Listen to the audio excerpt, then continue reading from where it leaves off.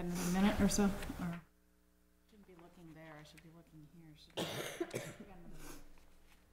And John didn't say he was going to be late. I saw him earlier. He said he had to go to the airport. He would be late. Okay.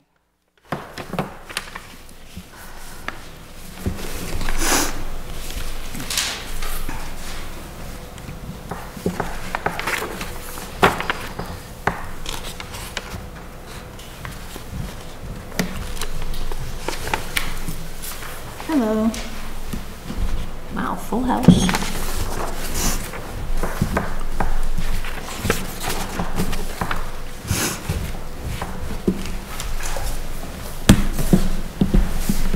How you doing? Good. How are you? Good, thanks.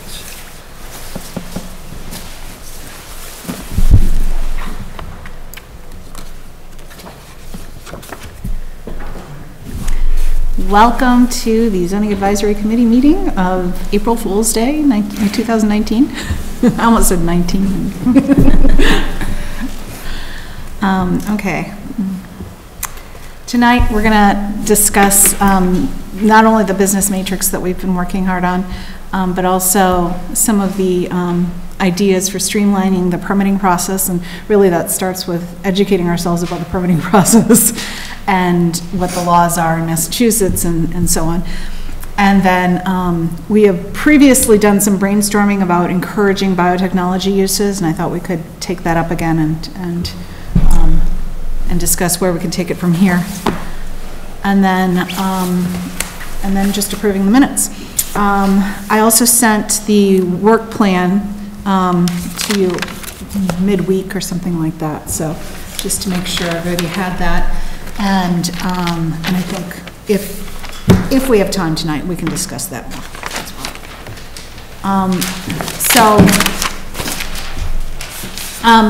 Ron brought up to me separately about the public hearing at the planning board last week, and the specifically citizens petitions around growth and phasing growth in town, and that's specific to residential uses, of course.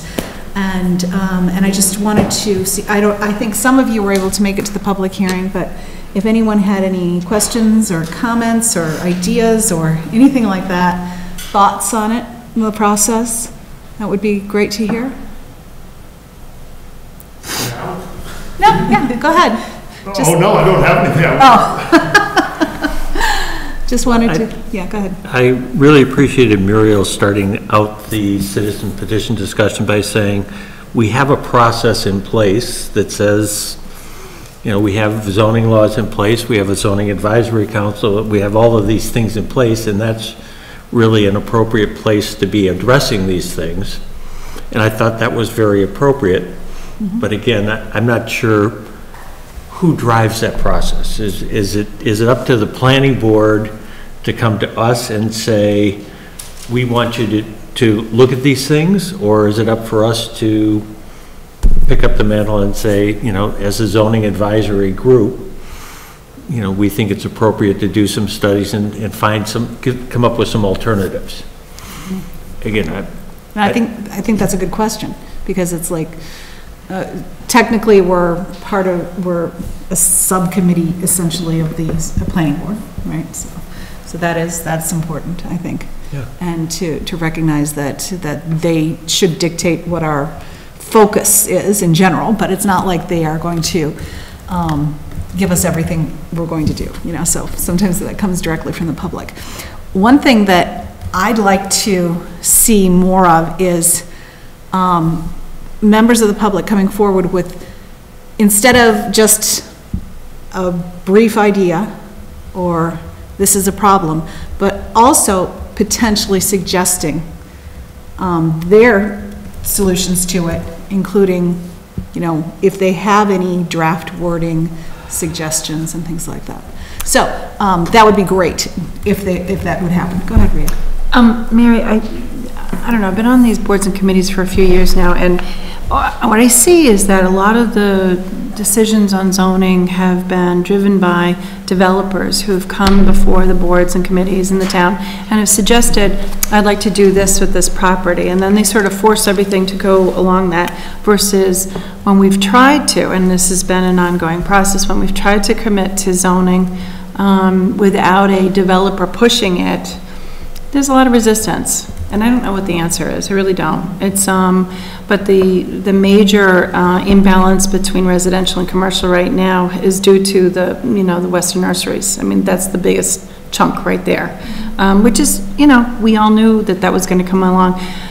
I don't really think that we understood the full impact of that project, even with the researcher, the specialist that did all the numbers. And oftentimes that is the case. Oftentimes when towns, do a big project like that, they can't see the full impact of it. So when we talk about some of these residential projects, it is hard to say, hey, stop for 2 years or 1 year or whatever, because the property owners who own the property tend to be over 50 years old. They want to, see the money out of their property so they can retire and all of that. And it's really, it's a balance. It's difficult. I don't have a solution to it. I really don't. I don't think any town has a solution to it, other than the fact that when we keep the zoning more agriculturally based and we have to reflect on zoning and have a lot more participation, that's when we get the feedback. Many of the towns that I work in have an automatic email system, which I would love Hopkinton to do, because what it does is it allows people to know when these meetings are happening. The calendar is automatic. I'm on several towns. I get emails from several towns for selectmen, planning board, zoning, you name it. And so my inbox is constantly telling me who has a specific item that they're reviewing. Because of that, I know when I can show up for a meeting, because otherwise there's no way I could keep track of everything. And I think that a lot of people in this town feel a little excluded. I mean, we do have some level of advertising and whatever, but it's not as much as the way a lot of other towns are. And I don't know, Elaine, have we ever looked at that kind of a system where it was an automatic email when you say you sign up for zoning and planning and Subscribe to that on the town website. you can get those emails constantly? Okay. You get the agendas. So you get the agenda. You get, and you can get the minutes as well? I don't think there's. Not by email, No, I don't not by email. You can look them up in our document management system. I get, from my previous stint as a planning board member, I get the full documentation for whatever. Now, maybe that's not available to the public, but I do get it as a previous planning board member. I get the agenda as well? The agenda, the minutes. I pretty much get the whole package. So for instance, the planning board does a meeting packet as to the board of selectmen, Right. and that's available to whoever subscribes. Other boards and I committees don't didn't know we necessarily. could subscribe, because I looked, I didn't see it. No, I've been getting it for years. You can So- subscribe. I can subscribe to Hopkinton. Yep. Interesting. But each You'll- Who knew? You'll get the agenda for every single committee we have in town. And then Can you very pick and quickly choose the you'll ones say, you want to follow? Delete. There are certain groups, for instance, you can subscribe to planning board. I do know that. Yeah. Okay. Well, hopefully people on TV know that that's a way to do it now, because I didn't see it on our website to We're sign up. mindful that people, we don't want to send out emails to people who don't want them, so people. Right, will Of course. opt in. Of course, yeah. Of course. The school system has one similar, obviously, and so, yeah, that makes sense. I will say finding minutes for me has been frustrating sometimes, unless I'm clicking the wrong buttons. They search seem to be function. listed in a real mess. It'll go from 2005 for a bunch of entries and jump to 2017, and then you go to 1997 minutes, and I don't know what's going on there, but eventually you can usually find it, but it's not user-friendly. The town has a vendor. Oh, is that what's going on?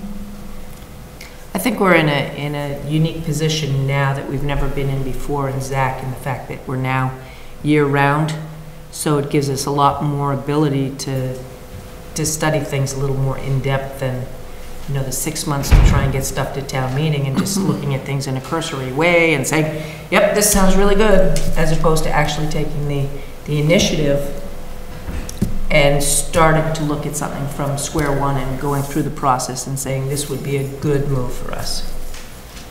So hopefully going forward, we'll use the full year format to do better at that, because Yeah, we're supposed to plan, Yeah, right? I haven't, I agree. I don't think Zach was set up in such a way to be able to delve into issues very deeply in the past, because there just wasn't that continuity from year to year, so, necessarily, so. I have a quick question about the process. The 2 citizens petitions will still go forward, right, to the town's meeting agenda, or will it be, is it pending decision or something? The sponsor will decide whether or not to put them forward. They are currently on the warrant, or the holding place, whatever that. And They will remain there. before the end of, I think, April, or, yeah, I think it's the end of April.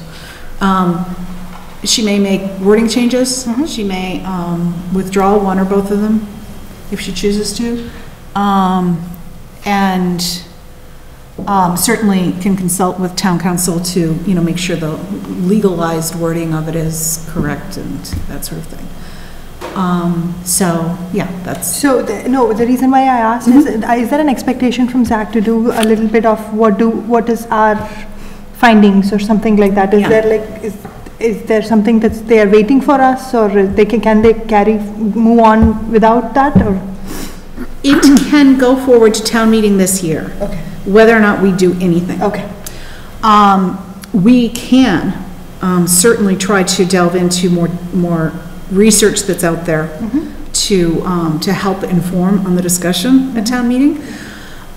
We can also take up any part of the discussion and continue it forward even past town meeting. Because, there's certainly aspects of the growth and the balance and that sort of thing, and making sure the schools, are planning appropriately and so on, that, whether or not these are approved or not at town meeting, I think those discussions can go on. Yeah, they seem to be valid topics. As well. It's like we're not going to give up on them just Right. because this particular article is not perfect or something like that. Correct, Yes. yes. So there's no reason that can't be, the next year, over the next year, so, yeah. Okay. Good, thanks. Okay, so why don't we start on the business matrix? Oh, you printed it out. Oh, nice. No, because I couldn't follow through. I know, it's hard to follow on a screen, isn't it? Okay, so I'm just going to walk you through these 3 summary spreadsheets that I did and why they're presented in various ways. As I said in my email, I needed to convert our high, medium, low to a 5-point scale, with 5 being high, low being 1, and of course we used some zeros in the case of tax revenue for certain nonprofits and so on, because they were off the scale entirely. And then I could average it. And also, we all used a 5-point scale, even though we were supposed to be using high, medium, low, because it's so hard for people to pick just one of 3.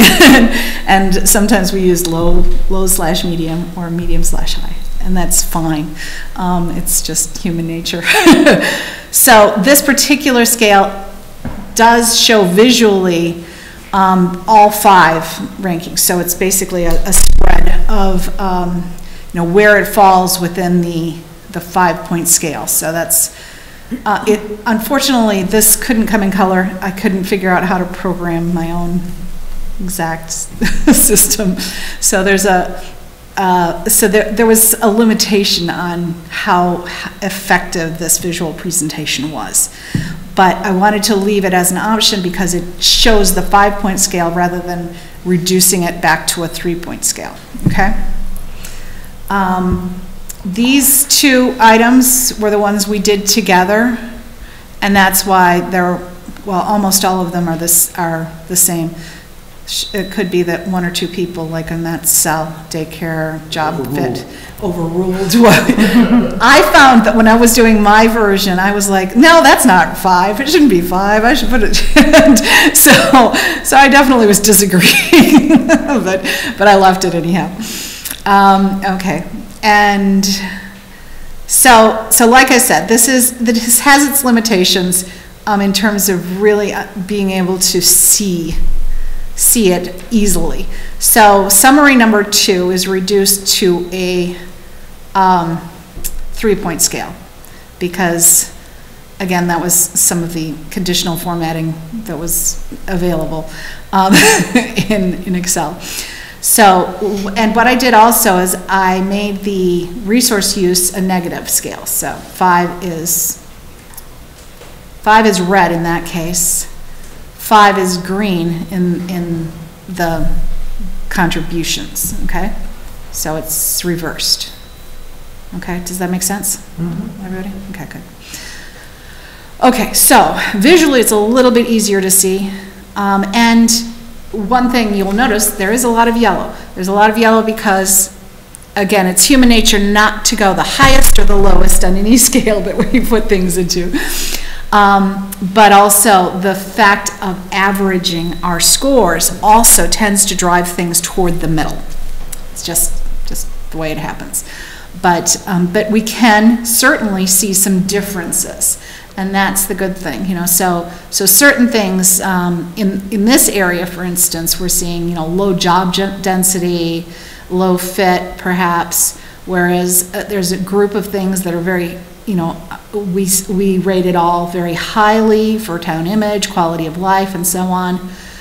Hospital across the board was rated very highly, and that's, you know, and laboratory research centers across the board has been rated very highly by all of us. And so, and that wasn't unexpected necessarily, but that's just interesting to see. So, some of the lower things, you know, car rental, self-storage, our favorite topic.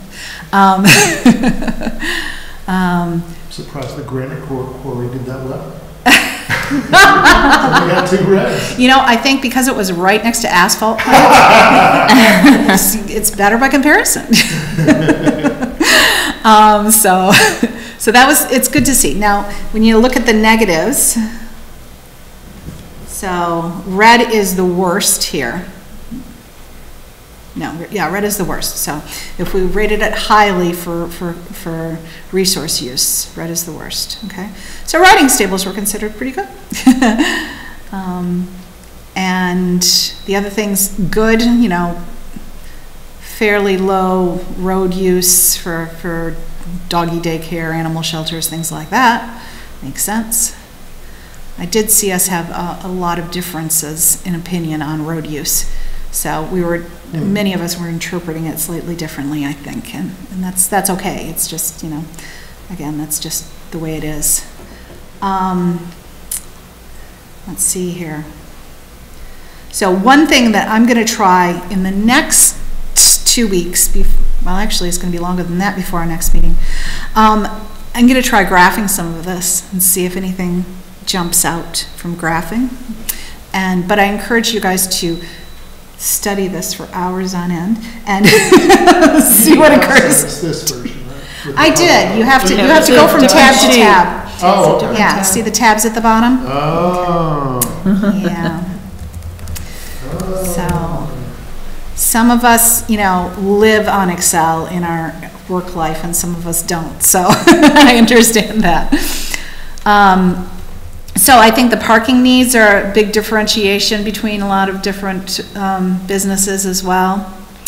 And then I particularly, you know, manufacturing, there's our general impression is it's using a lot of resources, but I think it also depends on the type of manufacturing, the type of business it is, not necessarily just all manufacturing. And that's, you know, understandable. We can't have so many different versions of this. The summary number 3 shows the ranges. So this was my, and this, I didn't do a conditional formatting, I just did by eyeball. Anything in the blue shading had a fairly large range. So 1 to 5, 1 to 4, or 2 to 5, that sort of thing. Fairly large range. So that means that we were interpreting things differently, And that's okay, like I said, I just wanted to have this as additional data for you to look at and understand. So, as you can see, road use, traffic, that sort of thing was a lot of discrepancy. And when I was doing my own ratings on these, I was like, okay, yeah, I could see that as a 5. Wait a minute, no, but on some days, no. so I could definitely see how this would happen. Some other things, for instance, landscaping business, storage and staging. Now, so I think people could interpret that differently. Is it just where somebody's parking the trucks for landscaping, or is it someplace where, they're doing more work on site for that type of business? And so that's why we have things across the board in terms of ratings. So, okay, so those are our summary sheets. I'm going to go back to summary 2, since I think this is probably the most useful one to look at least when we're looking at it in this format.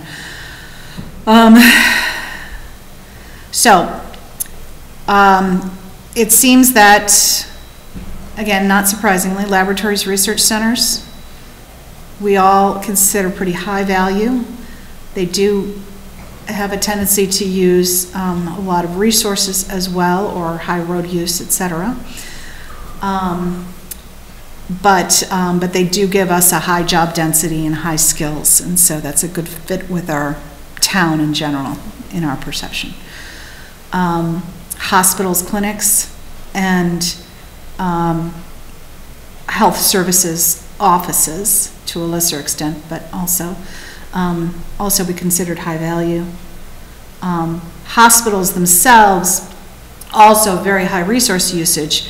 The health services, medical dental offices, not so much.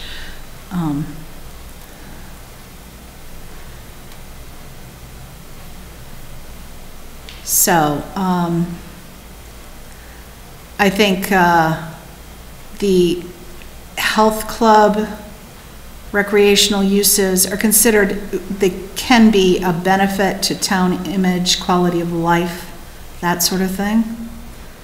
There was an impression that museum and entertainment can drive revenue to other businesses, as well as hotels or inns, educational facilities, the hospitals, and and laboratory research centers as well. So some of those things were considered pretty high value from that perspective. Sorry. I don't know why it's doing that. Okay, good. It's back to normal now. And let's see. Agriculture, even though we weren't rating agricultural zone, we did have this agricultural section on here. And that was considered high in terms of town image and quality of life, as well as, being relatively low on resource usage, but, higher in the water and the sewer area, so.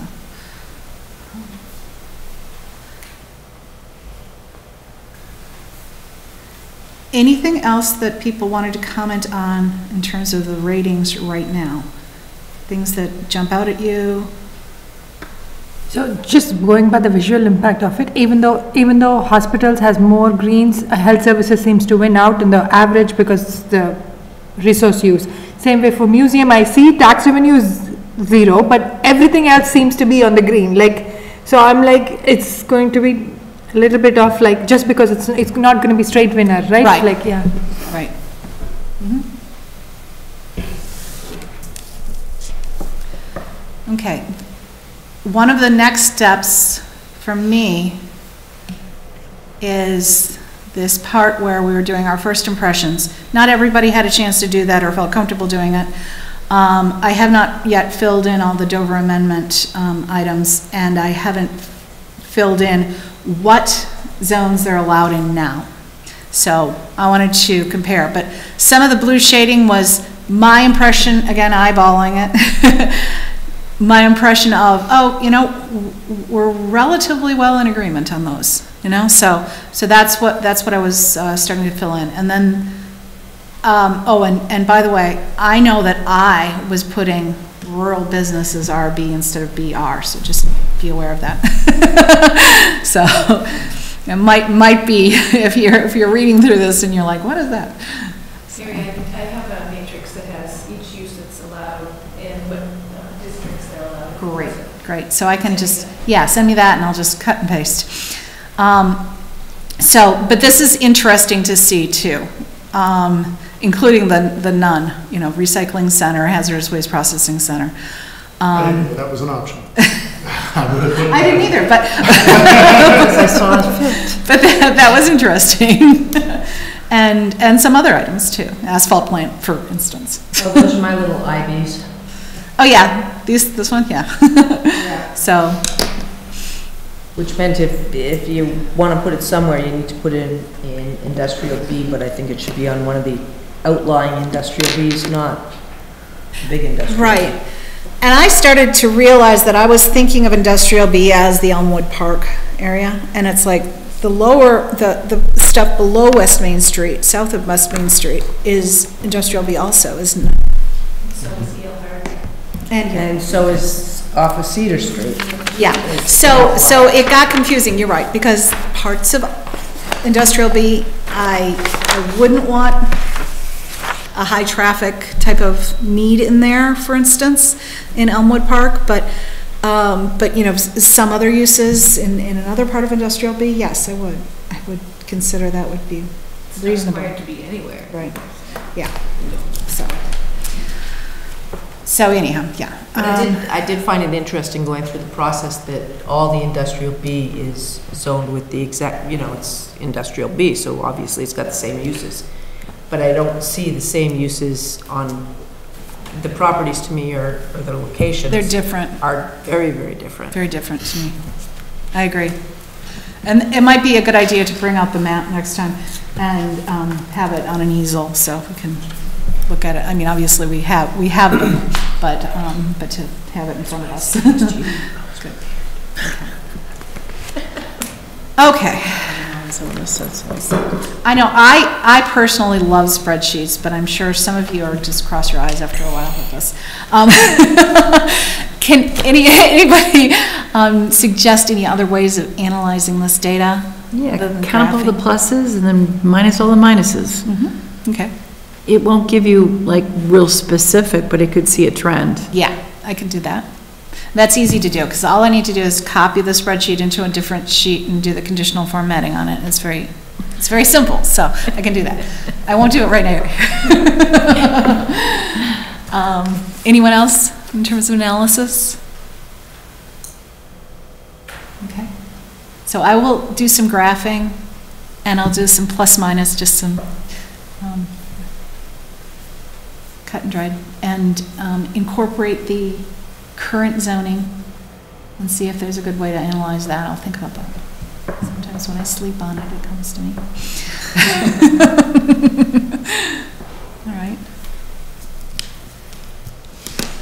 And again, just to remind ourselves, the purpose of doing this, for instance, we may write hospitals, clinics really, really high. Oh, we may never get one. It might not make sense to have in Hopkinton. But the idea is that we are not necessarily just going to work within the bounds of what the zoning is right now, but really kind of with a fresh set of eyes, look at what makes sense as we drive it toward the future. And we may not be able to start from scratch and rezone the whole town. That's not realistic. But in more subtle ways, we can suggest ways to change the zoning to make it geared toward the higher value items. So that's the idea. Okay? No, there's just, it's a good thing that the fact that laboratory and research centers has a relatively high rating, and we have been trying to get biotechnology companies to come in. It's like just matches the Yes, thought with the. of course it could be because of the opposite effect, like we're all thinking that it's high value, so we rated it that way. But hopefully, I really do think that, a lot of them, at least for the job skills and fit with the town and everything like that, it makes a lot of sense, so, yeah. So I just want to remind you that when I asked Linda Karsek, who did the TIF plan for Lycan, when I asked her, how could we attract more of that kind of quality use, she said, well, in a roundabout way, she said the main thing that companies are looking for today is that work, play, and live mixed use, which we really don't have zoning for that. Right. Now, that also enters into, do we have residential, be part of this? Because this is one of the key issues that we're faced with citizens' petitions. But the point I'm trying to make is that if we continue having the zoning the way it looks like right now, we're not meeting what those companies are looking for. Can you describe the live, work, play? Is it like, are you suggesting it would be all in one place? Yeah. Not just all in one town? They have some new buildings in Boston and in... We're not trying to be like Boston. No, I know, yes, but I'm just exactly sort of what to they're the saying. point. I saw them when I was there last weekend. Seaport? And yeah, and there too. Yeah. And it's literally like in one, we would never have a giant high-rise here, but it's got a gym, it has like a daycare center, it has a restaurant, it has literally everything, so you don't even have to leave the building. Yeah. But in a smaller town like this, because I was talking to one of the professors when I was back down in Miami, and she does commercial real estate, and I just wanted her opinion on everything. And she was saying that the bigger companies, if they're looking for smaller towns where they know that you won't have everything in one building, but it's close enough, is one of the biggest things they look for is there some kind of gym or... Services, yeah. Yeah. Because they want to attract younger people to work there, and younger people want... Like, if you live here, you don't want to drive 30 minutes to go to the gym. If you're driving 30 minutes to and from work every day, Right. you want to either be able to work out right near your home or right next to your job. Yep. So as a suggestion, we might want to look at some section on South Street because of the potential of the properties there that could be redeveloped and have these three elements as part of it. Or at least, like Elise said, in a smaller town, they're not necessarily going to expect everything all in one big building. But if we have If it's walkable. Yeah, if it's walkable, or if it's very short drivable, So we do have an apartment complex that's right near a shopping center now, it's all new. Can't walk there, though. And potentially, no, you can't. And potentially, we'll have a gym near there if it ever happens. So Yeah, there is a gym. that's an example. There is a gym, but what I was going to say is, in terms of like figuring this stuff out, some of the connections have to be made, like the ability to walk under 495. Right. Because I see people try to do it all the time. It's kind of silly, but that's, if we made some kind of an effort to direct some of our resources towards connecting these things.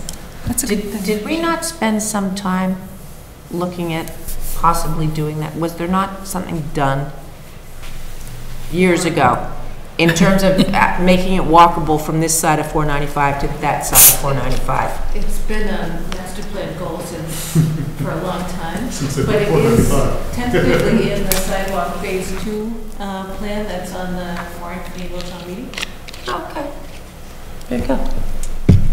Well, that's one piece. But no, seriously, the other part is allowing, again, the restaurant to be in this industrial A to serve the people who are working in those buildings and being able to get out of the building and walk to the restaurant or do other things like that. I mean, it's just one of those, it's like a zoning change that allows multiple uses, but it's defined.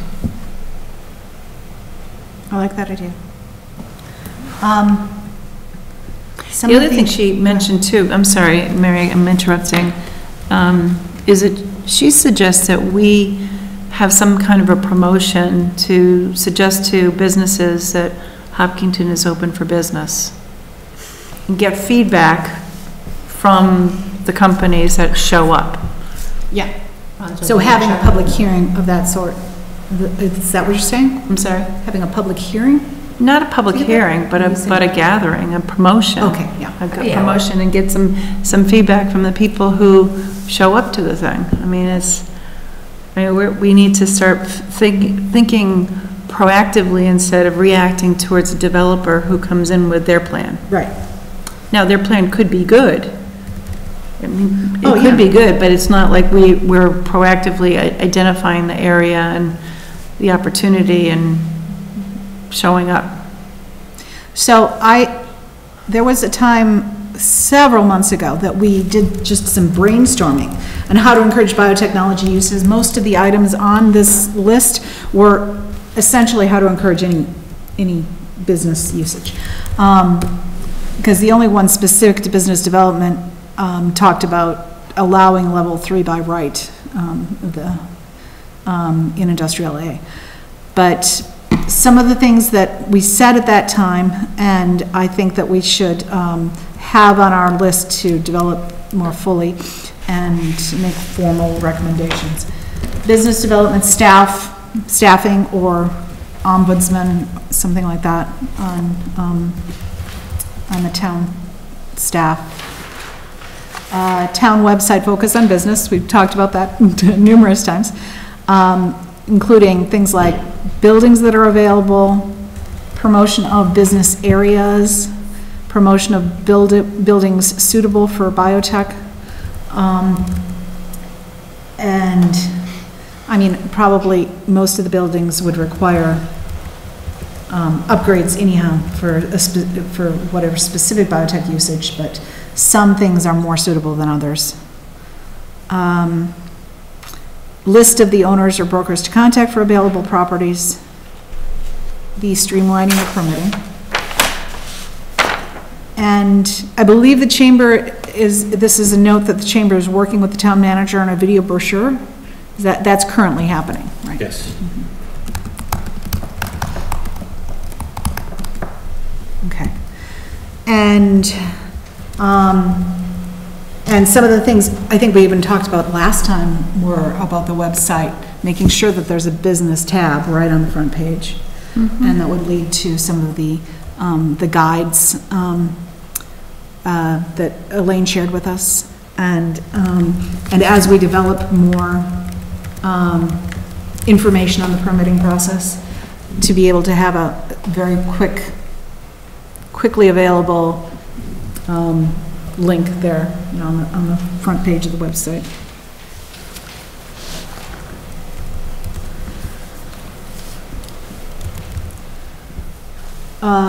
There was something else somebody was saying about biotech uses. That was the level of biotech, which I Level don't know. 3, it's currently by special permit. Level 3 is allowed by special permit, and I think level 2 and 1 are by right, so, yeah. Does anyone have any idea what level 3 means? Versus level 4, level 5. Well, I know when we decided that 1 and 2 was okay, we had somebody explain exactly what that meant. And I have... It has to do with the No level of idea. biohazard. So I don't know the exact definition right now, but it has to do with the level of biohazard. So. And I think. Madhu might be looking it up. Yep, so level 1, infectious, facilities appropriate that involves infectious agents that do not ordinarily cause human disease. Level 2, that can cause human disease but whose potential for transmission is limited. Level 3 is that may be transmitted by the respiratory route which can cause serious infection. I think it's just... So 4 and 5 are not, not the things that we would want. Yeah, I don't, in it's town not anyhow. even listed in... It's not something we would want in town. It's generally done at universities and hospitals and big But town. that was what the person suggested. No, it was 3, but I was saying 4 and 5 are okay. not something that we would want to do. Well, by 3 the definition, I'm not sure 3 sounds great either. That's the thing. But we do allow it by special permit, but we don't have any criteria of what the special permit would be looking for to allow I think it. that's why it is by special permit, so you can go through the whole thing and exactly what contagious diseases we're gonna sit at the airborne. Probably more for like informing the public and letting them comment on it than anything else, so. Appropriate conditions, place conditions. Yeah. Right. I was gonna say a company that does work with level 3 as described probably wouldn't mind applying for a special permit Yeah. because they already have a lot that they have to contain. So one more thing wouldn't be an issue for them. I don't think so either.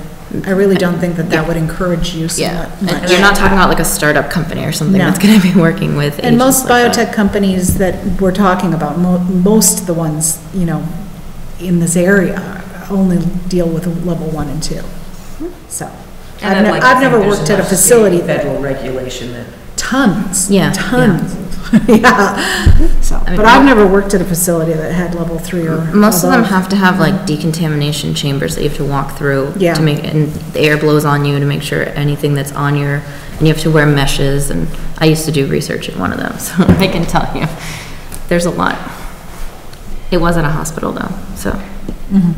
So if we want to encourage a company that is already in Hopkinton to expand in Hopkinton, could it be like one of the ways, if they already have a special permit, when they come back again for expansion, do they get like expedited, or do they have to go through the whole process again from scratch, or do we make it easier for them because they are already in here? It probably depends on what kind of conditions are on the original use, if any.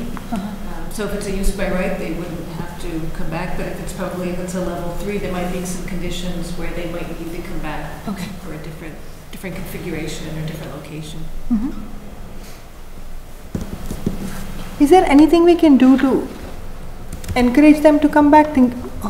I wanted to make, it should be easy for them to come back. If I've already gone through all the hoops in this town, I know how to go through the process. Is there anything we can help them through zoning?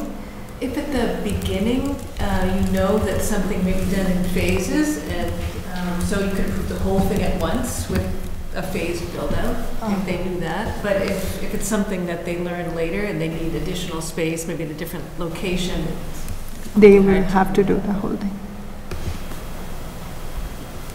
we did that with when EMC built their headquarters on South Street. They knew that they were going to have a very large facility, but they didn't necessarily want to design it all at once. So the planning board approved an overall, gave an overall approval, and then allowed them to come back for approval of each phase administratively. So it didn't need another full-blown set process. of Okay. hearings and stuff. So. But they knew ahead of time that they were gonna do that. Yes. A lot of companies don't even know, it's just, Yeah. it's a free-for-all. When you have a known entity, though, coming back to go through the special permit It's process, much faster. you have a history with them, you know whether or not they operate the way you want them to operate, and whether or not they're a problem child, or not a problem. You know, you know what you're dealing with. It's not an unknown entity at that time, so I think the process is easier. Even if it's not designed to be easier, I think it's easier. And I think the flip side is they know us better. They can anticipate what our different boards are going to ask for. That's true.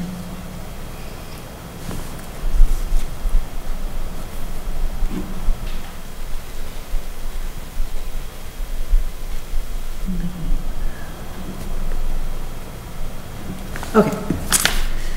I would like to ask Elaine to walk through this with us, which is the current permitting process. So your agenda item was to discuss streamlining the permitting process. So just for providing information, I just listed the permitting processes that are contained in the zoning bylaw, since you're the zoning advisory committee. I mean, there's lots of permits that get issued throughout the town, but since you're concentrating on zoning, these are the ones that have to do with zoning, or the zoning bylaw. So special permits and variances, both of those processes are set forth in Mass General Laws, Chapter 48, Section 11. So basically, what you see is what you get when it comes to special permits and variances. The town can add a few things as far as distributing applications to other departments, and how long people have to review the process, but the process is typically the same. There's a public hearing requirement, must be held for a special permit within 65 days of submittal, has to be advertised 2 consecutive weeks, the first publication not less than 14 days before the hearing date, abutters are notified in advance, and a decision has to be filed with the town clerk within 90 days from the close of the public hearing. So those things are standard for every special permit. It's very similar for variances, except the decision has to be made within 100 days of the date of submittal. Can you tell me what the difference is between a special permit and a variance? So a special permit is a use where in the zoning bylaw, it says you can do this by special permit. So one needs to apply for a special permit, say for a level 3 biotechnology facility. So people know that, they apply for the special permit and they go through that process. A variance is something that people would apply for if they want to do something that's not allowed in the zoning bylaw, or something that's different, a setback, it's different, it's less than the zoning bylaw prescribes. So if somebody wanted to do a level 3 biotechnology use in the Residence A district, they would have to apply for a variance. And the standard for issuing variances is in the statute, and it's a very high bar, having to do with the shape, soils, topography, something that's unique with to that property. It's not shared by its neighbors, and it has to do with hardship. So it's a very high bar. Special permit is a lower bar. It's something that you would permit with maybe a greater level of scrutiny, something you'd want to attach conditions to. But the process they go through for approval is very similar. They both planning board? No. Didn't think so. Variances are only through the Board of Appeals. Special permits, the special permit granting authority by statute can be either the planning board, the Board of Appeals, or the Board of Selectmen. We don't have any Board of Selectmen special permits. And some towns they do.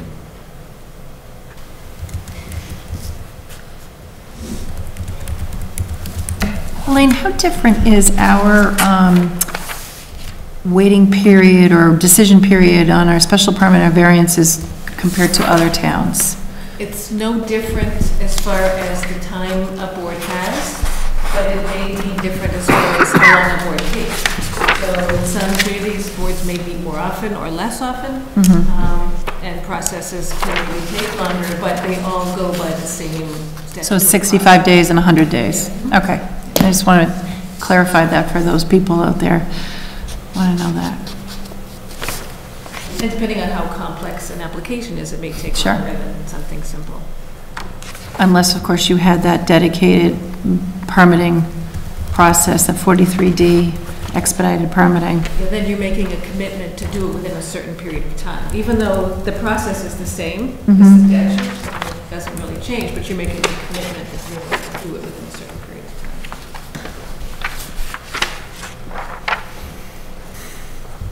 So that's a local choice. Yeah. So when you're making a decision to do it in a certain amount of time, that's the hearing process, basically, that you're... From beginning to end. Right. Decision has to be done in 180 days. It's a lot of days. For everything associated with that. That project. Yes. A lot of times it's a larger property that the town wants to have something specific happen, and then they need to bring services to it, and it's pretty complicated, but... Do you have any sense how often applications for special permits or variances are successful? 10%, 50%? No, 80%? but I could look. For Hopkinton, I couldn't tell you Right, statewide, right. but yeah. Hopkinton. Over a period of time. I sense they're probably mostly successful. That's my sense too. My sense too. So, I'm just trying to understand the 43D a little bit. So, to opt in, by the time we opt in, we would have identified, we are supposed to have identified a parcel of land that is qualifying for this, and so a little bit of the work is already done. So, my concern is, it's from what is expected out of the community. Other than the timeline, is there anything else stopping us from trying it at least as an experimental basis? Because it's not like we are committing to continue 43D every time. It's for one property, if we opt in for one property, go through the process, and if it doesn't work, I don't think there's a penalty or anything involved, is there? Well, I think, in thinking back of 43D, there's a lot to consider when you're looking at a piece of property. Is it something conducive to that? Does it have maybe wetlands that you need to be concerned about? So you want a property that you think is fairly easily permittable before you even embark on that. Yeah. And then make sure that every permitting entity is on board with it too. So there's some outreach and a lot of discussion, and it probably has to, I don't recall, but I'm sure it has to go to town meeting as well, and you have to apply to the state for approval. So there's a lot to go through, and the permitting part is only a portion of it, but it's a community decision.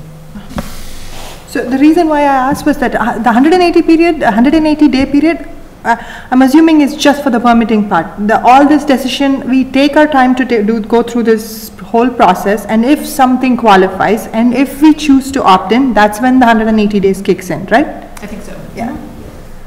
Well, the 180 days would be when somebody's interested. Once an application. Once an application goes Yeah. in, but you have to decide it's a site ahead of time. Yeah, I understand that. Which is, could be, you know. And as I recall, that 180 days is all of the permitting entities. It's not one and then the other and the other. It's all All of it, yeah. together. Do you know what the state considers before they approve? The state has to approve on it. Thinking back about the materials we received, they have a checklist, as I recall, of the things they go through. And then site plan review on the second page, site plan review, major, minor, and, So site plan review is a local creation. It's not in the statute, and it's something that Hopkinton can decide its time limits and time requirements. So Hopkinton has decided to separate them into a minor project and a major project. And just to clarify, its site plan review is for commercial projects, for the most part. The only place where residential is the Osmond projects go through. So at Legacy Farms, they go through site plan review. But elsewhere, Have we ever had, we've never had another, like, residential project that wasn't in an Osmond? Is that correct? it went through site plan review, no. Interesting. It's only non-residential projects that go through site plan review. Except Legacy Farms. okay. So, So this is a creation of the town. yep, It's an administrative process. And the assumption is, and this comes from court cases, is that a site plan will be approved unless, I have to look it up in the bylaw, but the path is to approval and not necessarily denial. Because it's an administrative process. but this is, That's formed by court cases over the years. and this is piggybacked on the variance special permit process through the committees, right? It mimics it as far as the major project. The decision was made to generally follow the same process because people are familiar with that and it's easy to use. Okay. Elaine, can I ask a question on the purpose of site plan review in the language? It said, building design consideration should be given to the architectural style and its relation to the prevailing character and scale of building in the neighborhood. I've looked through all the definitions in our zoning bylaws. I've yet to see how do we define neighborhood for the purpose of site plan review or zoning? I mean, it's not quantified as far as distance, so it's something that each board considers. So it's arbitrary and... Well, it's not arbitrary, it's Subjective. subjective, right? Subjective. So it's not, so It's site-specific. it could be very small, it could be very, It could be. so somebody could make a Depending on case that the entire town of Hopkinton is the neighborhood, I don't know that that would prevail, but that's, but there is no definition. no, there is I would not. guess that precedent is also a part of that Yes. definition, I A understand. neighborhood implies a smaller subset than the entire community. It's a negotiation, that site plan review thing. You know, we'd like you to do this, we wouldn't like to do that. Well, maybe you could do this. It's very subjective, in my opinion. Do we have a flow chart of our own committees and what order they're supposed to go through? Committees, Conservation Committee, Design Review Board, things like that? We have a couple that I did attach to the paper copy. Those are the state ones, right? Right, and the Conservation Commission has one as well, from the same booklet, the same 43D. Again, it's a Massachusetts one, right? Right, it's the same. So every city and town is the same when it comes to special permits, variances, and Conservation Commission timeline. It's the statutory process. Okay, but the order in which you go through the committees? The order sometimes depends on the site and the applicant. We encourage generally people to file concurrently with boards, but sometimes applicants might not want to do that if they think perhaps conservation might be a little more difficult, and they might need to redesign their plan for some other permit, depending on what they go through at Concom. So sometimes an applicant will want to put one before the other, but we do encourage people to file concurrently if they can. I have a question of clarification. Was Maspinock Woods a site plan review? No. Well, it's a garden apartment project. So first Okay. there's a special permit process, and then there's a garden apartment site plan, which is a different site plan. So that's the one after this. Okay. It says garden apartment site plan. I know it was originally approved before I was on the boards back in the day, and then it came back. So I wasn't clear, you know, all I know is we did look at the design of the units. So it's number 5 on this list, and in that case, the planning board sent it to design review for review, even though it wasn't required. I have another question, I'm sorry. So, assuming that, okay, 43D has that 180-day limit, but we want to bring in a concept of expedited permitting to, or so that it's enticing for businesses to come to a town. I'm just going through the points that are part of 43D. Assume we don't opt into 43D, but we do as much as possible from the points that are supposed to qualify us for 43D. Like for instance, appoint a single municipal point of contact for streamlined permitting. Do we have something like that, or is it hard to get something like that? We haven't had to do that because we haven't opted into 43D, but for all intents and purposes, it's usually the planner. Okay. So, and then establish a procedure for identifying necessary permits for a project. I have a feeling like the website is being redesigned, so I'm hoping that requirements will be available.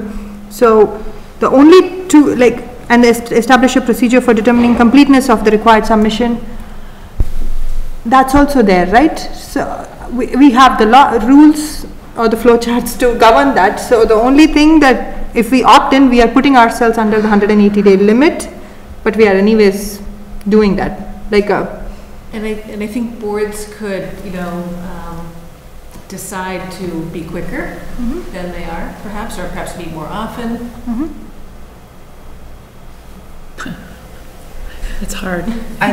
Just getting volunteers to come do the things we do right now is hard, you know? No, I was trying to get away with not actually opting into 43D, but no, I know, but that's what would happen is that, there would be pressure on the boards to, meet more often. Sometimes you just can't get people to do that, even if we were trying to emulate what a 43D is, not do a 43D. Actually, it would be harder if we were trying to emulate 43D in some ways, because I believe that people, if we went through the process of 43D, people on the boards would commit to, yes, we're going to meet. And we'll do whatever's necessary to do that. However, if we said, oh, we're just going to do this for everything, then people would be like, what? So, I actually think that to a certain extent, it's also dictated by the fact that we don't always have final plans, final applications, or whatever the case may be. There's changes, and that kind of restarts clocks in terms of, how long the approval process is going to take.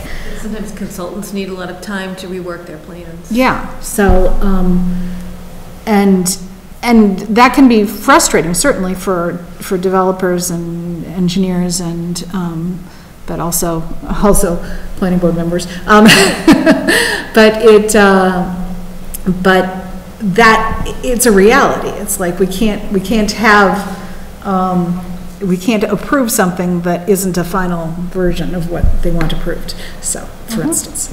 But there are things that, oh, sorry, go ahead. No, go ahead. If the town wanted to expedite things, it could, say, require an applicant to meet with, a group of people, whether it's board members or staff, ahead of time, to go through their application, make sure everything's complete, a pre-application meeting. Right now, we like it when people want to do that, but we don't require that. So that when they get to that board, they're a little more prepared, more complete application. The consultant review goes more smoothly, so the town could encourage more to happen before someone applies. So that's something the town could do. That actually is very similar to your points that you brought up in terms of expediting. I believe we have those things available to people if they come and say, how do I get through this process quickly, and what order should I do it? I think, well, it used to be Elaine, and it's probably back to you in a lot of capacity, but that you go and meet with one person and they direct you in terms of what all you should be doing and in what order, and that service does exist. You just have to ask for it. It's not a requirement. You just have to say, I'd like to do this. Maybe, to your point, that putting that in the website, in the business tab, if you're starting a permit, do this unofficial checklist, go talk to a point of contact, or maybe the communication part of it, I don't know. I'm just trying to think what else can we do without actually opting in. Well, you could probably address that better than anyone. Mr. Ron? All the above is good. I agree. In terms of expediting? No, in terms of whether or not when people come to the community and they want to do something, are they aware that service exists? No, typically not. So one of the things that I notice when I'm dealing with commercial developments is sometimes if there's no specific answer in terms of how a development's going to look, they don't want to do full plans, which is part of the review process because it's extremely costly. And then having to redo the plans like 2-3 times, they don't want to do that. So it is a sort of a give and a take as to how much you can review with how much information in the process you can do it. Again, it really depends on the applicant and the project, right? And we do encourage people, if they want to informally run a plan by the planning board, they can do that. Yeah. So you were starting to talk about the garden apartments and village housing. Can you just outline, again, from the zoning bylaws, what qualifies as those types of developments and what process they have to go through? So the garden apartments and the village housing bylaws allow in most, or perhaps all residential districts, the construction of multifamily housing on parcels of a certain size. For garden apartments, it's anywhere from 10 to 30 acres, and for village housing, I believe it's 5 to 20 acres. The difference is that in village housing, it's 100% affordable, and that's something that the town has on the books. I think the town intended to perhaps use that itself when it constructs some affordable housing at some point. But anyway, the process is public hearing is required. It must be held within 45 days of when it's submitted. It's advertised in the newspaper. Abutters are notified, and the decision is filed within 90 days from the date of submission. And that's for a site plan, which is a two-step process. So a special permit in these cases has already been issued, and a concept plan has already been approved. So at this point, someone knows generally, or the board knows, and the applicant knows generally the concept for the development. And this is the detailed design of the engineer that goes through this process. Okay, detailed design. And the first step is the special permit, which was the first process we reviewed.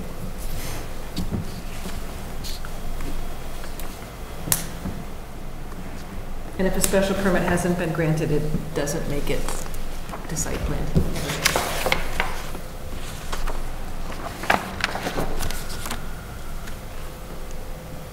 So essentially, say you're developing the garden apartment. You go through the site, you go through a special permit process, Right. and then you go through the garden apartment design. First you get a garden apartment special permit. Special And then permit, you get the garden apartment site plan. okay. So those are a sequential process. It's not something that can happen simultaneously, okay. Process. The thought of having the two-step processes, which we have some of those, is that it allows the town to approve a concept plan without spending a lot of money on engineering, so that they'll know that the concept is acceptable before they spend additional funds on the detailed design.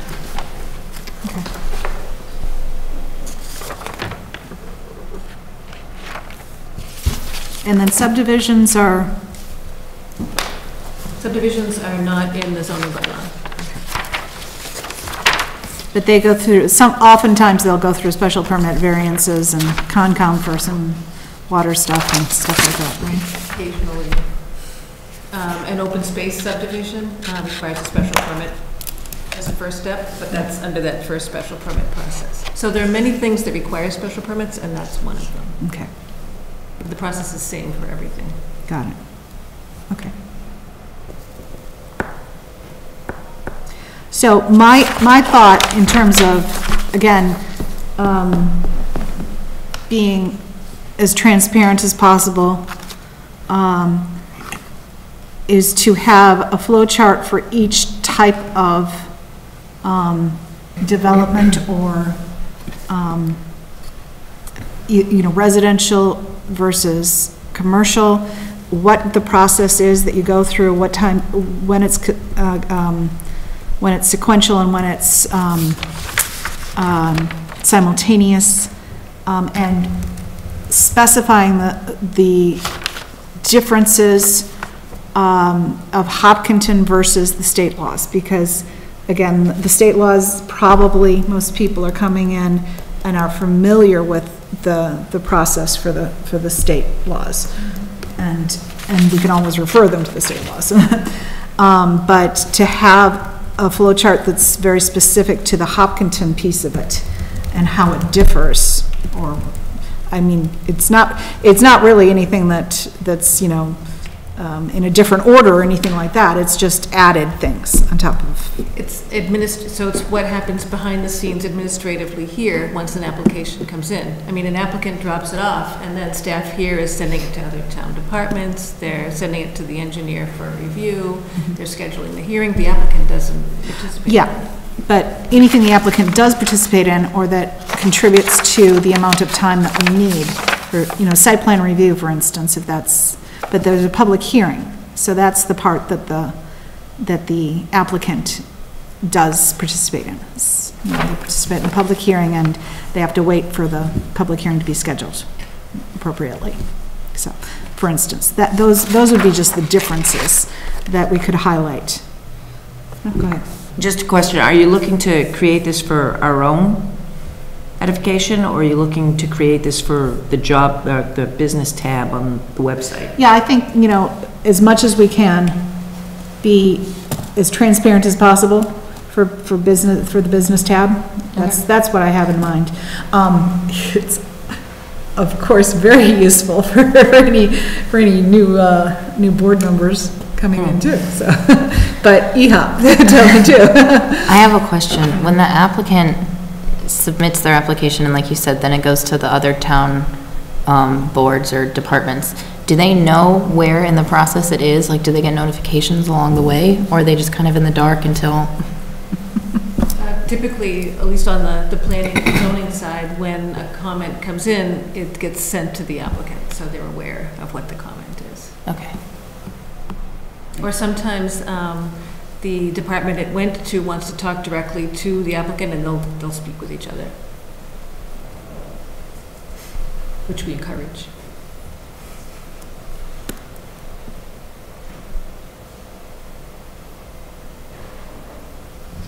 So it doesn't sound, you know, it sounds like it works well but it's not necessarily super clear to businesses that haven't worked with Hopkinton before.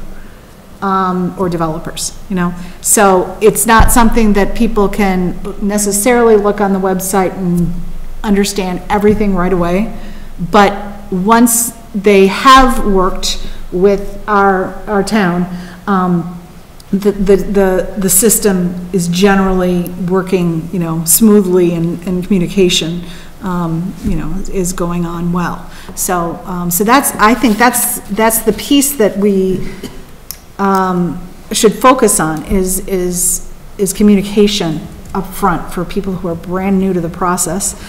And then we can drill down more and see, you know, where there's pieces that we can streamline in between there, you know. Go ahead. If I was a new business coming into town, I would go to the chamber. And what would the chamber's direction be? Talk to Elaine. Yeah, exactly. So, I mean, if I were doing scouting for a business, I would go to Elaine. I wouldn't go to a chamber. Because the chamber, to me, doesn't say economic development, even though it is. In our particular case, it is. But that's not what generally, you know, you look for one person to answer all your questions. And that's why Elaine has so many hats. Yep, yep. Speaking of which, how's the hiring process? Yes, I was going to ask the question. There is someone who's going to start on April 16th. Wonderful. That's really great. Wow. Congratulations. Awesome.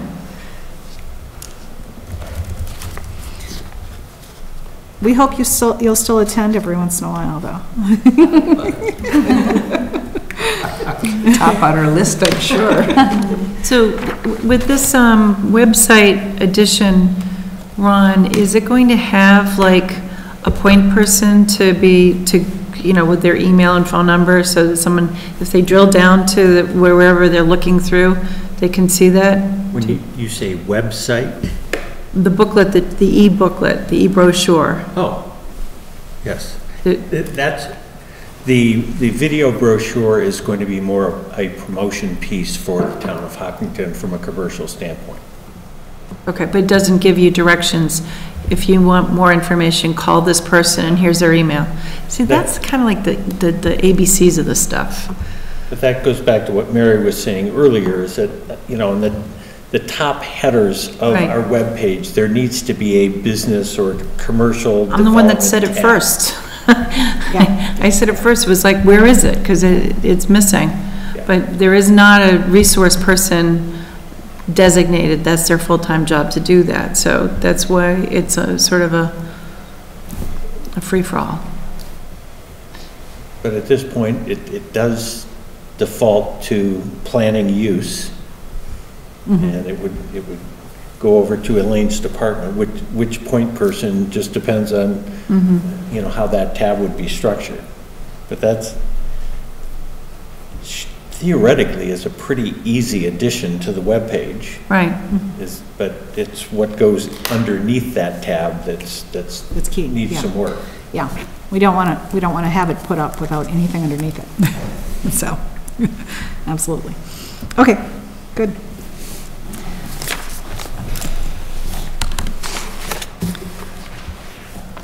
So, I believe, Elaine, you were going to try to get some statistics on special permits and variances and how many, and then I can talk to you more about, just starting on a additional, I actually still need to go through that business guide you sent us, so there might be some good information in there too, so. If it helps, I can look at some random applications to see how long they took to go through a Yeah. process. That's good I too. can't look at everything, but I can Yeah. pick some at random. Yeah, yeah, absolutely. All right. And then the 43D, some of the ideas on there. Again, you know, this keeps coming up, a single point of contact. If that happens to be the principal planner for a lot of the different issues, that's fine too. And it would be good on a website to have a role rather than a name, if we can't quickly and easily change the name if necessary.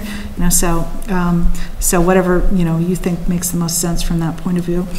Well, how often do we update the website? We have an IT department that will update it as needed. Okay, If someone lets them know that something needs to be yeah, changed. so, Okay, so we could. yeah, sure. We could have a name. That's good. I'd like to talk more about a pre-application meeting and who that would be,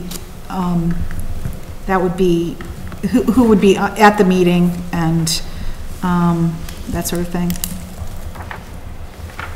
What that would entail, when it does happen, and whether or not that's something that we would recommend adding, even as just an option in a website overview. It might be in the business guide right now. I wouldn't know yet.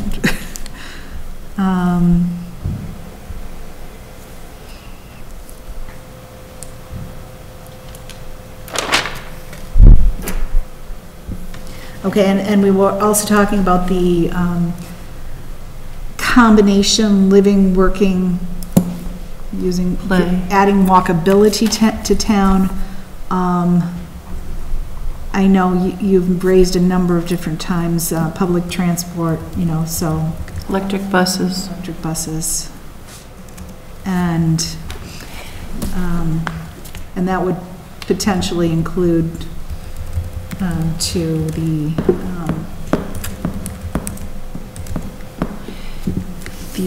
commuter rail stops.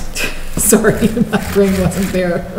Could we think of something like the village housing as a component with a zone that had the, you know, laboratories and the restaurants together? I mean, would there be some way to do something like that? If village housing was directly for affordable housing, you know, someone built some of those affordable housing units, then they had the ability to have less, I don't know, or more density due to the fact that they're bringing these other uses together.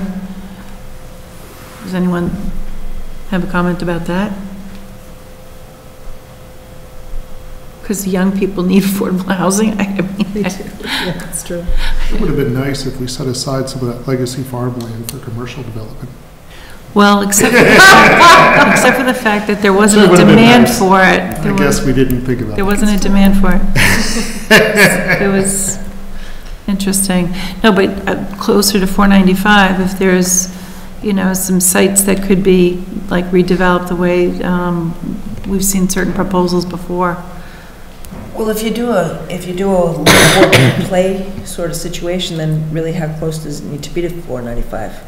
Can you not look at the Well, it- insurance property for that sort of purpose if you're gonna look at zoning? It's like a one-of parcel, that's a problem. So, Yeah, but it's a big parcel. Theoretically, it would have the potential to have all aspects. You could make it walkable, you could make it a little village sort of situation, if you wanted to. And what I keep hearing is that that property is not going to be redeveloped under the office park bylaw. And I don't know whether that's true or not, but if So you want to talk about Yeah. something that involves all three aspects, then that, in my mind, would be a good place to look and consider zoning for that. It's as big as downtown business, just eyeballing the map. It's as big as the Elmwood Park area. I mean, I didn't get out my protractor, but just looking at it. Yeah, the it's- only thing that I heard somebody question was like, because it's buried, it's not near a major road, that we would be creating a major traffic area to an area that's not like designed for it. Would you, though, if you're designing what you're talking about, a self-contained situation, would you be, in fact, developing a traffic issue? If ideally, the employees of the new business lived in those houses, you wouldn't make that much. I Right. mean, everyone has to go somewhere else.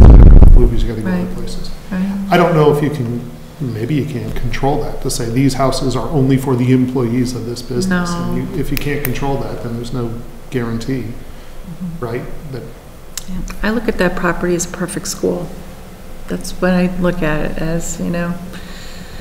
But it's, the businesses have to be closer to where you can do that laboratory use. Why can't you do that laboratory use there? Because it's hard to attract a company to go in internally. But you know what, you have some idea, if you could get the electric bus program together. You might have something there, Carol. It's the electric bus program that I think would help something as, remote as that parcel. So that's, see, I don't know about that particular land or about a garden village kind of a thing. The reason I was looking at was, what are the younger generation looking for? Say, for instance, the bike trail, something, that's why I was trying to find out what happened to the Upper Charles Trail that's supposed to connect all the thing. I couldn't find information online, but something like that we already have infrastructure in place which can just be stretched out. The second thing I thought was, Hopkinton is known for its being the marathon start line, which can be converted into a pull for a museum, but a museum doesn't need too much of traffic. Maybe that is a possible place, or like something like an ecotarium. Only the ecotarium in Worcester is in the middle of somewhere else, but doesn't generate too much traffic. It's just kids and it's maintaining it's a fun place to go, and I'm sure it brings a lot of revenue to the place that is, but we have to have something else like that attractive to bring people in there, and if Ecotarium wants to have another branch, why not? Stuff like that. So I don't know about apartments. More apartments is not, we have enough choices for apartments, and we want to bring other crowds to, we want to have other attractions in our town. Right now Hopkinton is a school town. What else is stand out for us? I'm trying to see what else can be the standout selling points.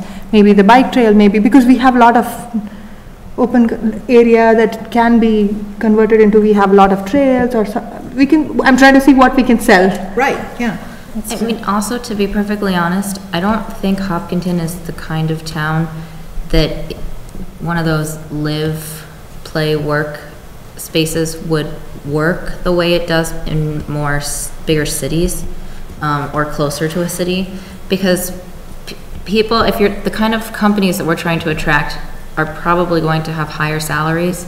So the people who are working there, if they can afford to buy a house and they're already in the suburbs, they probably prefer a house to an apartment.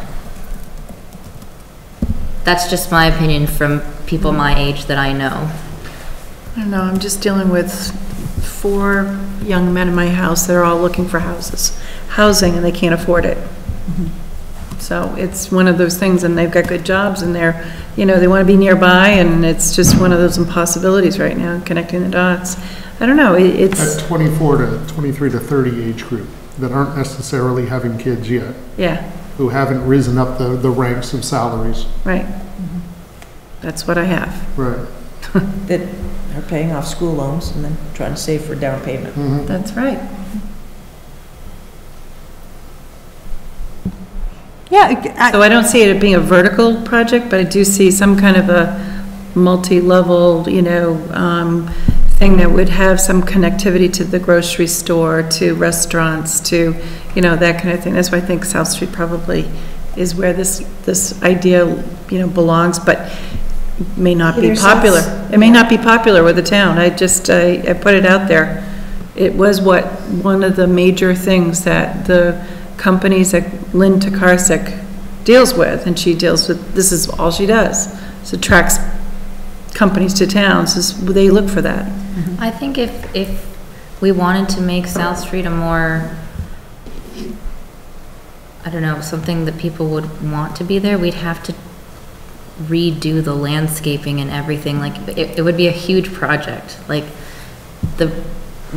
you said, it has to be walkable, so you'd have to put in really nice sidewalks, and then you'd have to do a lot of nice landscaping, and you'd probably want it to be more aesthetically appealing. Because right now you just drive by and it's just kind of a street and there's businesses. I would never drive by there and think, oh, I would want to live here someday. You would have to change the whole look of... That's what happens with developers. They do all that in order to attract all the different profit areas in a project. But, I mean, certainly it's a possibility if you got the right property. I mean, if you're on the Milford line, you're not really walkable to Price Chopper, you know what I mean? No, right now, yeah, we are going to every other town except Hopkinton for stuff like a gym or the swim and tennis club, everything we are going out of town. Maybe Yep. we should come into the town but yeah. Do we know what, is it going to be done or Hopkinton Swim and Tennis Club, or do you guys know if anything happened with it? Supposed to Nobody open knows. this year. Who knows? Because every time I see somebody post it and all the residents get excited about it in Facebook, they're like, oh, is it opening, is it opening? And I'm like, yeah, I hope it's opening. There's a financing issue. Oh. It's a big project. Maybe like, do you think we can have, I know movie theater would become too much, it's a little bit of more traffic. Do we have any potential for a concert hall or something like that? Like, I love HCA, the fact that it also acts as a revenue generating place and it, at the same time encourages art. Something like that can balance both things? Well, that would work near where the museum would go. The great thing about the placement of HCA is that it is walkable distance for kids after school in, you know, the appropriate grades that they can walk on their own to lessons and things like that. Yeah. Whereas on the other side of town, it wouldn't be. I mean, that's just my perspective on that piece. Yeah. And I feel like in terms of affordable housing for young people who are, you know, no kids yet, not necessarily want to buy a house yet.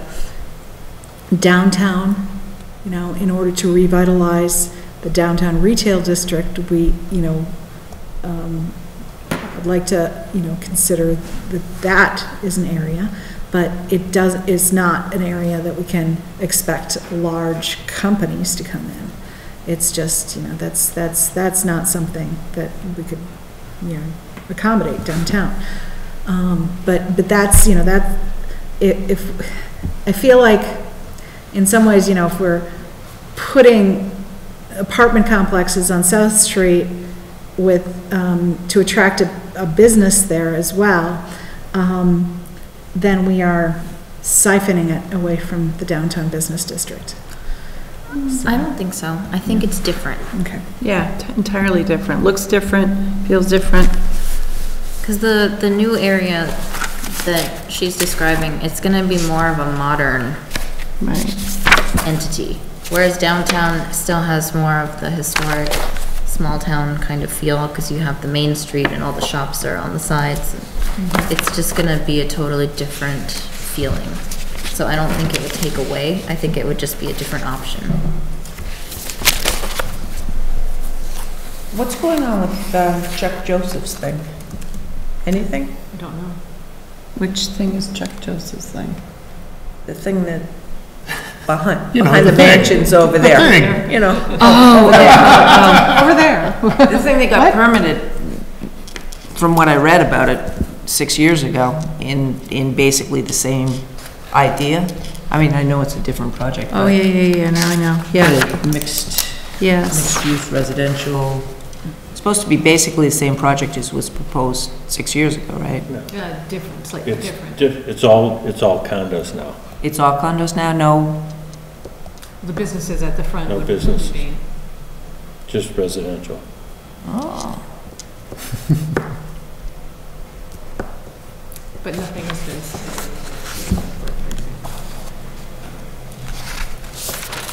I have a general question. When everybody's talking about affordable housing, are those for rent or to buy or both or? Either. Either? Okay. I think I know the answer, but I'm still asking, is there a spot good for movie theater? Because Regal Westboro closed and a lot of people are struggling that inside because we don't have any options for movies close by. I don't think so, but I think they're closing because people aren't going to the movie theaters anymore. no, at least I was an ardent fan. I don't know why they closed. I highly One in recommend the drive-in. Westboro. I heard it was a Oh, nice that'd be issue. cool. That'd be nice. There is one. Oh, where is it? Where? In Mendon. Medway? Mendon, yeah, I've been to that one, yes. We don't have, that's my thing, everything, we are going out, like, people are, what pulls people into Hopkinton to come in and give us business? So Jobs. That's Come the bring only- us here. Bring people here. Yeah, We have jobs, we've got really good jobs. that's true, that is true. So, this was one of the things that I did for continuing education for LEAD, and it's showing a community and how it's built with different forms. You know, this is all generated for communities that want to save energy, basically, net zero communities, things of that goal. You know, I know we're a green community, but I don't see a lot of, you know, real focus in zoning on any of that. But what they do have is they do have density, but then they have great green space and the ability to create housing with office space and laboratory space or whatever. And because you have all those people there, then there's enough, you know, body and motion for a restaurant or for a store or something like that. But this is something I can just pass it along. You can flip through it.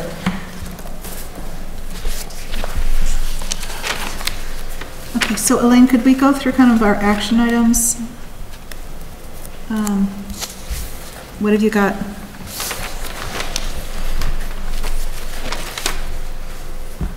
As far as this item or this agenda item? or- Oh, no, I mean from the whole meeting.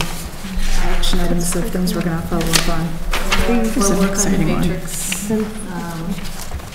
Showing how to see Graphs and so on, yep. where things are located. form-based coding. As far as biotech, flow charts, highlight communication and what's different than the state law. Perhaps look at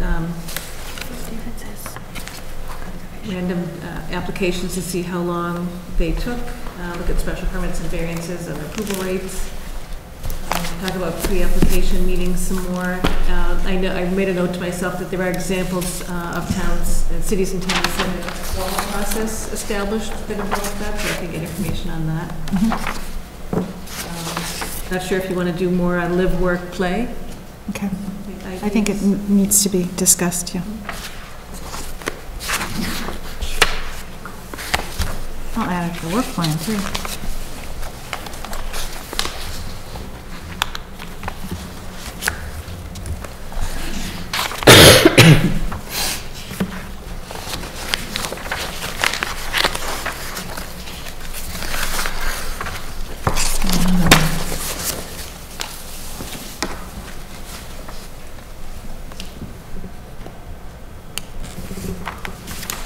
Doesn't make for a very exciting Google. No, but that's all solar panels. See, this one is the railroad energy efficiency rewarded through performance zoning.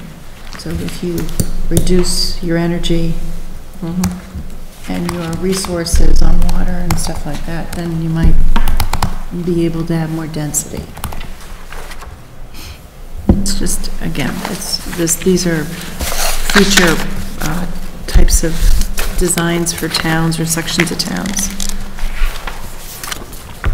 Thank you for sharing that.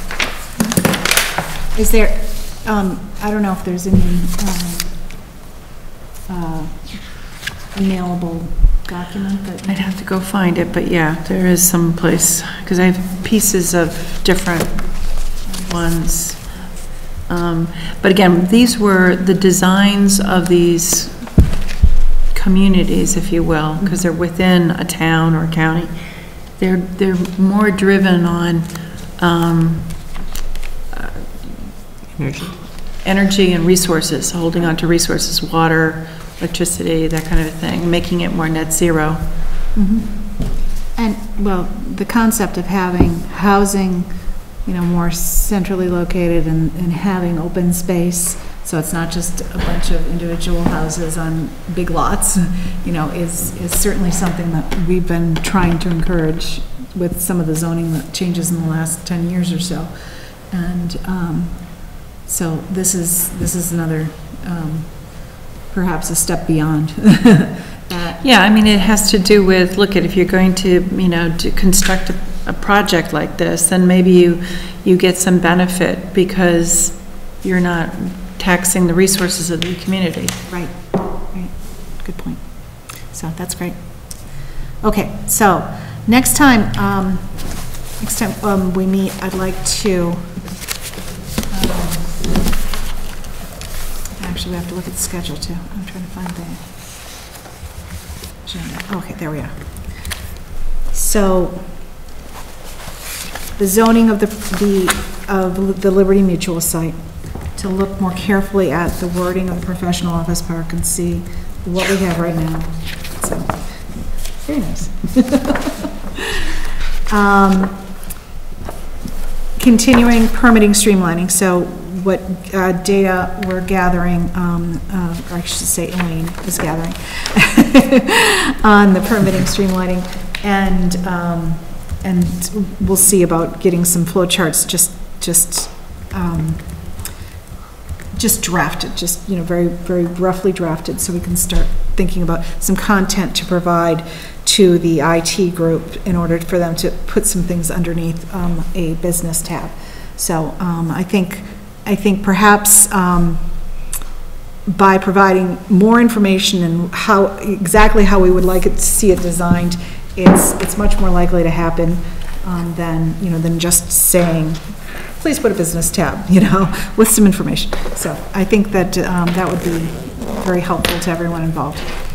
And then I would like to go through the work plan and revisit even the things that are closed to see whether or not there was something that has since popped up as, yes, we still need to discuss this aspect of it, and we didn't really resolve that, and we might want to revisit it. So I'd like to do that as well. So feel free to review the work plan before then if you wish. So that would be good. And in terms of the minutes from March 18th, I had one suggested change to the wording. And when we're talking about strip malls as possibility, I just changed the wording, or suggested to change the wording. What did I say, Elaine? Was basically, do you have it? Because I can't remember exactly what I said. Yep, you said, instead of the language, you would say, it was noted that there is not an ideal place for additional large retail space in town beyond what we have now. Yep. So that's where the strip malls were discussed, and I just felt like the wording that we had in here implied that we wanted strip malls, not necessarily, it's just a different way to look at it. So is everyone happy with that rewording? Okay. That's fine. Okay. And I'll consider a motion to approve. So moved. As modified, second. All in favor? Aye. Aye. Opposed? Abstentions? Stay.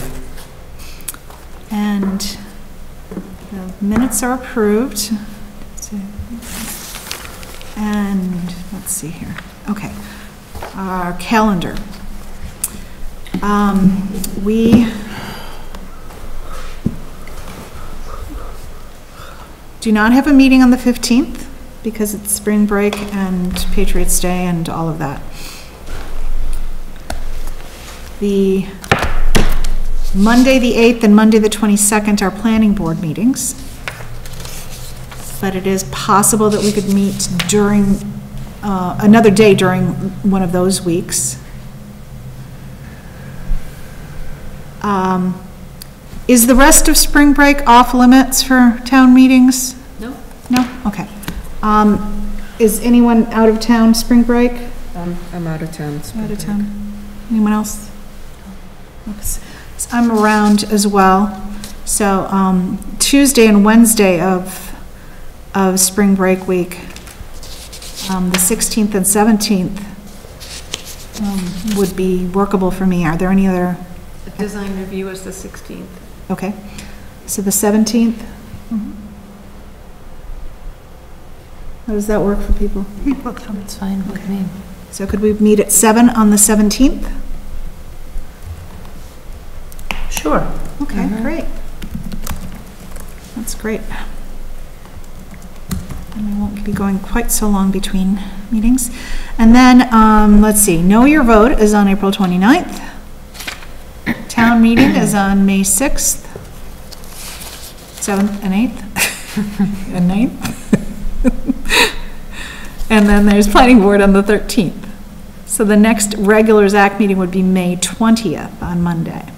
So I'm suggesting that we try again to meet, let's see. Okay, so 2 weeks. So perhaps April 30th or May 1st or May 2nd. April 30th is CONCOM. Okay. May 1st or 2nd? I'm open both days. Those are fine with me. How about you guys? It's fine. Fine? Not on the 2nd. Not on the 2nd. May 1st? Yeah. Good. May 1st, 7 PM. That wasn't so hard.